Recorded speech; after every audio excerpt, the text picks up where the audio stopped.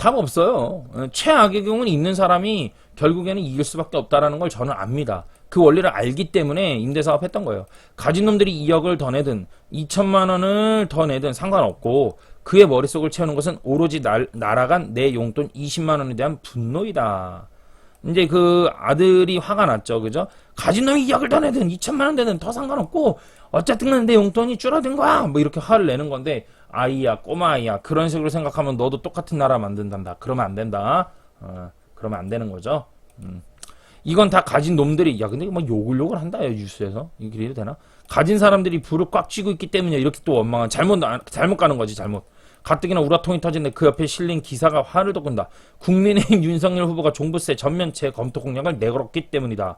재산을 싹 몰수해서 버려도 모자란데 세금 깎아주겠다니 윤석열이 자는 영 못쓰겠다. 역시나 이재명 후보가 그나마게 사이다를 먹여준다. 종부세 감세는 소수 부동산 부자만 혜택을 보는 겁니다. 종부세보다 더 강력한 국토보유세를 신설하겠습니다. 여러분, 국토보유세가 올라가 버리면 어떻게 되냐면요. 그 아파트에도요, 여러분, 저기 토지가 있습니다. 이번에 종부세 나오는 거 보면 토지가 있습니다. 그것도 올라가요. 그래서 아파트 종부세도 결국에 올라갈 수밖에 없어요. 그리고 토지 보유세를 올리게 되면 토지 가격이 올라가게 되고요. 토지 가격이 올라가게 되면 아파트 가격은 당연히 올라가게 됩니다. 그 아파트 가격이 올라가게 되면 땅 종부세도 땅이 따라 올라간다는 얘기이기 때문에 이거 되게 정확하죠. 그렇기 때문에 토지 종부세, 국토보유세를 올리겠다 이 얘기인즉슨 아파트 종부세도 올리겠다라는 이야기이고요. 모든 부동산의 종부세를 다 올리겠다는 얘기랑 똑같은 얘기가 돼버립니다. 아셨죠? 그러니까 정부 정책이 이게 딱 하나를 보면 뚝뚝뚝 연결이 돼야 돼요. 이렇게. 그래 이거지. 이래서 최 씨는 주먹 불 끈지고 다시 외칩니다. 이재명은 합니다라고. 그래 해라. 더 올린다. 그 시각 집주인 이 씨는 최 씨와 같은 기사를 읽다가 그만 신문을 접어 던졌다. 집주인은 그죠? 종부세도 모자라서 뭐 국토보유세 월세를 300만 원으로 올리라는 얘기인가? 그렇죠, 올려야죠. 제발 조금만 깎아달라고 사정사정하던 세입자의 김 씨의 얼굴이 자꾸 떠올라서 영 입맛이 썼다. 왜? 어차피 괜찮아요. 상가는 1년이고요. 상가는 1년 계약이고요. 그리고 상가는 이제 1년 계약이고 주택은 2년 계약이잖아요. 예. 뭐 임대차법 해가지고 5% 이거 필요 없어. 이거 무시해버려야 돼. 그냥 쫙쫙 올라가야 돼. 나가라면 되거든. 내가 들어간다 그러면 돼. 그렇게 됩니다. 결국에는. 그러니까 계속해서 입맛 썼다. 월세 50만 원 올려봐야 세금 상승 분담을 못한대. 나쁜 놈이 되었다. 나만 나쁜 놈이 되었다. 그렇죠. 맞아요. 지금 정확히 이렇습니다. 더 올렸어야 되는데 깎아줬는데도 나만 나쁜 놈 되고 이런 거예요. 그래서 깎아준 거 하지 마세요. 웬만하면. 깎아줄 필요가 없어. 대체 웃는 자는 누구인지 이 씨에 비해서 깊은 한숨이 흘러나온다. 그 시각 파란 기와집에서는 웃음소리가 터져나오고 있다. 올해 종부세 얼마 걷었어요? 5조 7천억? 허허허 이러면서 얘 대박입니다. 작년에 3배예요. 내년엔 더 오를 것으로 기대됩니다. 우리 국민들이 부자가 되어간다는 증거군요. 허허허. 아주 잘 쓰셨죠 이분께서. 기가 막히게. 댓글 한번 볼까요? 종부세 폭탄이 월세 폭탄으로 이어져서 점점 살기 힘든 세상 되어가네. 국토보유세 이재명은 국민 심판받아라. 깜빵투 폭탄 맞는 게 답인 것 같다. 부동산 경제는 말아먹고 안보는 팔아먹고 외교는 국어라고. 맞네. 세금은 항진하고. 어유. 그렇죠. 세금은 북한에다 갖다가 다 퍼다 줬거든요. 4조 8천 40몇 조를. 예, 이명박 박근혜 때 모았던 거 다 퍼다 줬거든요. 그냥 본인이 이제 끝날 때 되니까 이제 좀 통장 고가는 좀 채워놔야 되니까 이걸로 한 방에 이렇게 먹으니까 되게 힘든 거예요. 예, 그렇죠. 고가는 거덜내고 국채는 남발하고 국정은 파탄내고 민생은 외면하고 기업들은 주눅 들고. 그렇죠. 기업들도 주눅 들었어요. 노조만 득세하고 알바는 별따기에 일자리는 서민층은 피눈물에 중산층은 무너지고 세대 간의 반목하고 동서분열하고 중국이 상전이 돼버리고 북한이 우선이고 국격은 추락했고 통치는 어설프고 경영은 무능하고 연설로 사기치고 뭐 정말 하나 되는 게 없고 부동산 정책 실패를 국민의 탓으로 돌리는 듯 합니다. 반대가 없다. 반대가 없어요. 여기 잠깐 방금 실시간인데요. 딱 클릭하니까 57 조금 넘고 4,500 확 떴네요. 100%, 200% 난리 났다. 막, 예, 10,000% 공감, 100배, 1000만 배 공감. 난리 났어요. 이 국민들이 되게 착한 거야, 지금. 원래 들고 일어났어야 돼. 이게 좀 말이 되는 얘기냐, 이게 지금? 아휴, 멍청한 건지, 착한 건지, 진짜. 기가 막힌 나라에 살고 있습니다, 현재. 자, 이 와중에 여러분 잠깐 중간에 광고 좀 할게요. 리얼티와 패밀리 전국 부동산 카톡방이 오픈했습니다. 그래서 여러분 밑에 그 링크 같은 거 있으니까요. 여러분들 들어오시면 될 것 같습니다. 비밀번호도 있으니까 들어오시면 리얼티와 실시간으로 항상 함께 할 수가 있습니다. 다주택자 종부세 부담 급증에 온라인 떠도는 노하우 월세 올리면 내고도 남아 이렇게 이제 얘기가 나온다는 거죠. 그죠? 예, 그래서 뭐 이런 얘기가 계속해서 나오고 있다. 그래서 월세 올리면 내고도 남는다. 뭐 이런 말이 있는데 가봐야 되겠죠. 예. 막 내린 제로 금리 시대에 집값 상승세 멈추나 매수세 하락, 하방 압력은 올라간다. 여러분 오늘 제가 좀 위로를 좀 드릴게요. 위로를. 여러분 지금 일단은 유동성 자금이 되게 많아졌어요. 유동성 자금이 많아졌는데 이 유동성 자금을 회수하려면 어떻게 해야 되냐면은 사실은 두 가지 정책이 있는데 금리하고 세금으로 올리는 수밖에 없어요. 예. 그래서 금리는 지금 인상하고 있고 세금도 올리는데 이 세금의 원천지의 세금을 올리는 방법은 뭐가 있냐면은 가진 사람들이 어차피 올리는 거예요. 즉 상위 계층에 있는 사람들이 밑에서부터 위로 세금이 이렇게 올라오거든요. 그렇기 때문에 이 부자사전에 나옵니다. 물은 위에서 아래로 오르지만 돈은 밑에서 위로 오르거든요. 그래서 세금을 빨리 걷고 효율적으로 빨리 하는 방법은 뭐냐면 이 사람들에게 압박을 넣는 거예요. 아까 조선시대에 대해서 이야기를 했지만 조선의 왕이나 사대부 집안들이 이 천민들, 난민들, 천민들, 예, 상민이라고 그러죠. 흔히 상놈들, 뭐 상민들, 천민들 뭐 이렇게 얘기한단 말이에요. 그죠? 되게 이렇게 못 사는 백성들, 이렇게 이런 백성들에게, 일반 백성들에게 세금을 걷는 방법 중에 하나가 뭐였냐면은 이 상인들, 중간계층 상인들이 왕과 사대부 집안이 이렇게 힘을 밀어주면 됐어요. 그리고 얘네한테서 세금 많이 걷으면 얘네는 당연히 하위 계층들한테 그 세금을 받아 챙겼단 말이에요. 이렇게 올려 받았단 말이에요. 이렇게 되는 겁니다, 여러분. 이 때문에 이게 역시나 똑같아요. 시대가 변했어도. 그래서 세금을 많이 올린다는 말은 그동안 유동성 자금이 많이 뿌려졌다라고 보면 될 것 같아요. 그리고 여러분 이 세금을 제가 이제 위로를 좀 드리는 건데 세금을 종부세를 많이 내잖아요. 그러면 종부세를 많이 냈다는 얘기는 여러분들 세입자 있죠. 여러분들이 살고 있는 세입자. 그죠? 세입자분들의 소득도 많이 증가했어요, 실제로. 여기서 청와대에서 지금 데이터 가지고 얘기를 하잖아요. 민주당에서 하는 얘기가 국민소득이 높아져서 2%밖에 안 된다 이러면서 뭐 말도 안 되는 데이터 얘기하잖아요. 예, 그러면 우리도 똑같이 하면 돼요. 우리도 똑같이 세입자들의 소득이 올라갔습니다. 예, 저 같은 사람들이 부동산 강의해주고 이런 사람들이 똑같이 얘기해줄게요. 그러면은요. 그래서 정치를 얘기할 수밖에 없는 거라고요. 근데 부동산 이야기를 하면서 왜 정치를 얘기를 안 하게 못하는 게 하는지 몰라. 각 방에서는. 우리 방은 달라. 리얼티 방에서는요. 언제든 정치 얘기하세요. 언제든. 예, 마음대로 하셔도 돼요. 쌍욕을 하셔도 돼요. 정치 가지고. 괜찮습니다. 해야 돼요. 정치가 가져다주는 전개 방향이 부동산 시장이 얼마나 치명적으로 움직이는데 정치로 외면합니까? 정치 이야기 할 수밖에 없습니다. 정치 이야기 하십시오. 여러분, 그리고 또 하나. 문재인 정부에 대해서 여러분들 불만 가진 것들이 얼마나 많습니까? 이 얘기 여러분 속병 걸려요. 어디 가서 할 건데? 회사에서도 못하게 하죠. 못하게 하죠가 아니라 못하죠. 그쵸? 자영업 하는데 여러분 손님들 앞에서 이 얘기 할 수 있어요? 못하죠. 손님 끊어지죠. 못죠. 못해. 근데 욕해야 될 거 아닙니까? 걱정하지 마세요. 제 방에서 욕하세요. 저는 잃을 게 없습니다. 예, 그렇기 때문에 전 뭐 이 방에서 욕했는데 문재인을 욕했는데 리얼티님이 문재인 빠였더라 알고 보니까 그래서 나 강퇴당했다 뭐 이럴 일도 없고, 예, 그리고 제가 만약에 문재인 좋아하는 사람이 들어왔다가 욕했어. 그래서 제가 내보냈어. 그랬더니 이번 리얼티를 욕을 해. 괜찮아요. 전 잃을 것도 없어요. 저는 어느 정도 다 있기 때문에 괜찮습니다. 이 마음대로 하세요. 마음대로. 속 시원하죠? 예. 막 내린 제로금리 시대. 집값 상승세 멈추나. 그래서 매수세는 떨어지고 하방 압력은 올라간다. 이렇게 얘기 나왔죠. 근데 여기서 말하는 건 뭐냐면 집값 상승세 멈추나. 이 집값 상승세는 어디를 말하는 거냐면은 그렇죠. 서부대대세를 외워라. 그렇게 얘기를 했죠. 그래서 서부대대세가 되겠습니다. 여순광이 있긴 한데요. 여순광. 이런데 이제 매물이 지금 아직도 있어요. 그래서 가격은 오르고 있는데 거래가 좀처럼 잘 안 안 움직여지는 부분도 있다. 이렇게 보면 될 것 같고요. 그 다음에 이제 내년부터 이제 추가되는 거가 서부 인대대세니라 했죠. 죄송합니다. 울산 아니에요. 서부 인대대세가 된다. 이렇게 말씀을 드렸어요. 그래서 인천 같은 경우도 이제 슬슬 반응이 제가 먼저 얘기를 하고 나서 이제 슬슬 반응들이 오더라고요. 그래서 지금 이렇게 그 대한민국에 좀 큰 이렇게 투자하시는 분들, 이런 원장님들이나 분들도 이제 인천을 슬슬 말씀을 시작을 하시는 것 같더라고요. 제가 조금 더 한 템포 빠르고 있습니다. 뭐든지. 그래서 서부인 대대세 이렇게 이제부터는 외워나갈 필요도 있다. 한국은행이 기준금리를 인상하면서 부동산에 끼칠 영향에 관심이 쏠린다. 그래서 뭐라냐면 금리 인상이 매수 심리를 더욱 악화시킬 거라는 전망, 이런 부분들이 있어요. 저는 이 의견에 대해서 공감합니다. 예, 금리를 아무래도 올리고 이러다 보면은 집값에 대해서 더욱더 좀 매수 심리가 악화될 수 있는 부분들은 많아요. 근데 꼭 금리뿐만 아닙니다. 금리뿐만 아니라 집값이 많이 올라간 상태거든요. 그럼 집값이 많이 올라가 있기 때문에, 잘 보세요. 집값이 많이 올라갔기 때문에 그동안 많이 올랐죠. 많이 올라갔기 때문에 매수하기가 어려운 부분도 있었죠. 그런데 여기서 금리까지 여러분 만약에 올리게 된다라면 더욱더 집을 매수할 수 있는 매수 시세가 감소가 되죠. 그래서 매수 심리세나 이런 것도 점점 다운되고, 그 다음 매매 강도, 매수 심리, 매매 지수도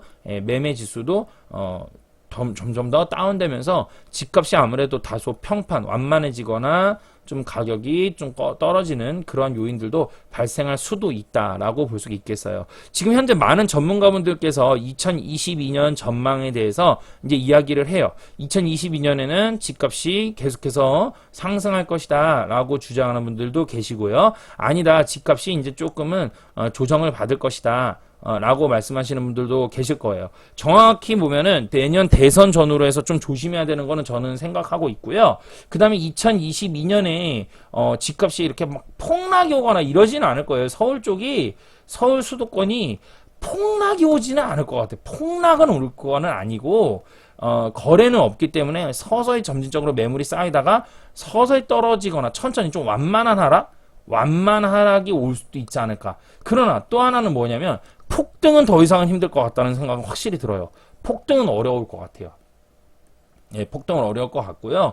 특히나 이제 대선을 자꾸만 얘기하는 게 뭐냐면, 이 대선이라는 거는 저 부산 분들 그 술 소주 대선 아니에요.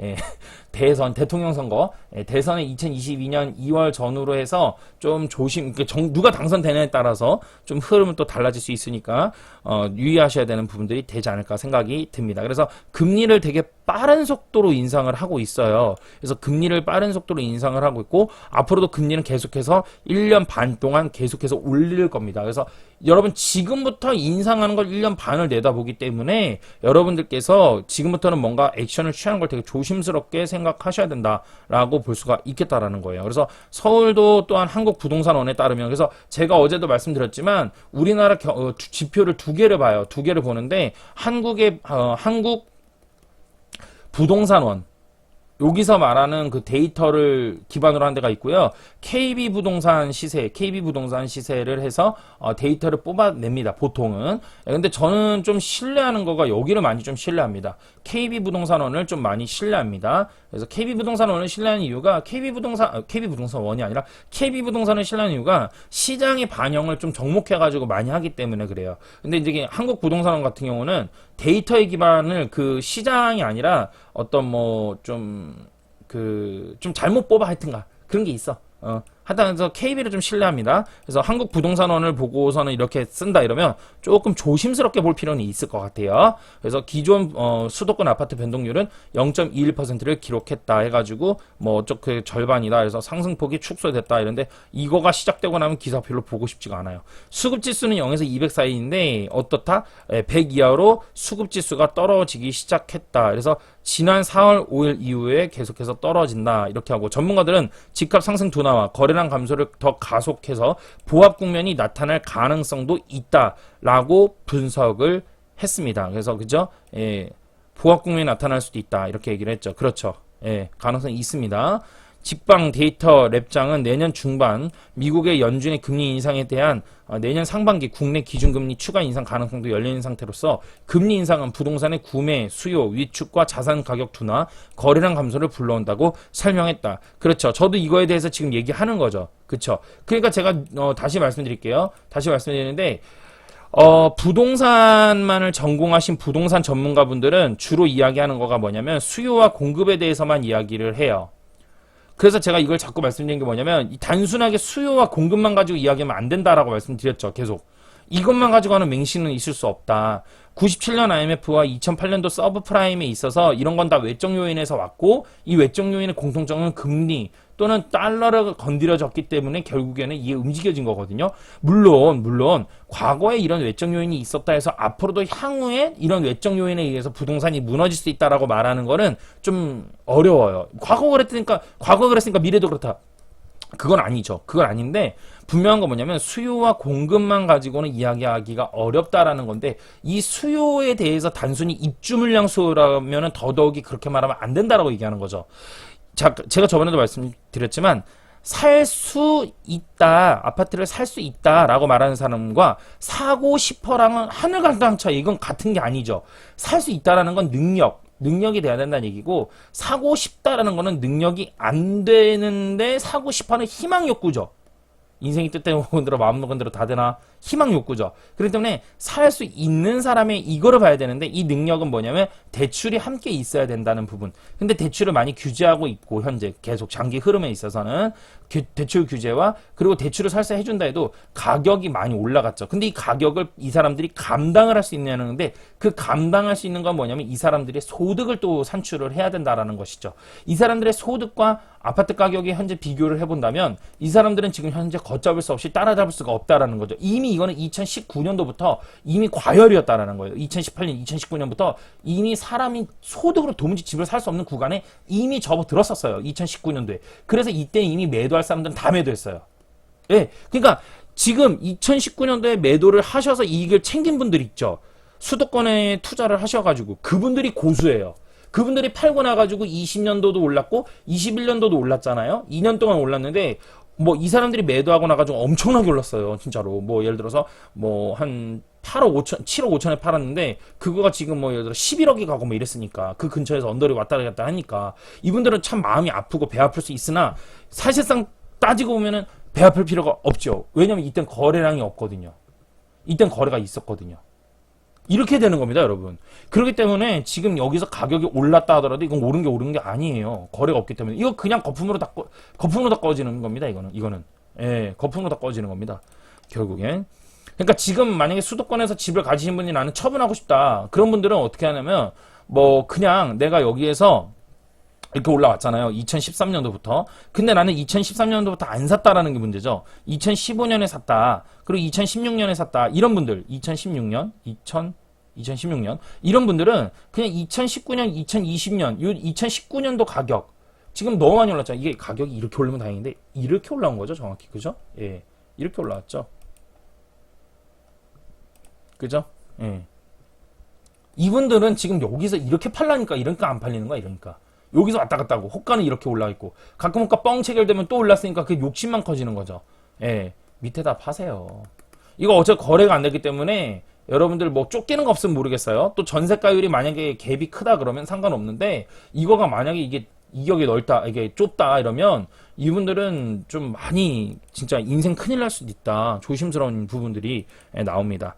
그래서 금리가 계속해서 올라가고 오히려 전세 시장이 끼치는 영향이 커서 전월세 시장이 불안이 커질 것이라고 강조했다. 그러니까 전세가 이렇게 되면 계속해서 올라간다 이렇게 말하는 분들도 현재 계시더라고요. 네.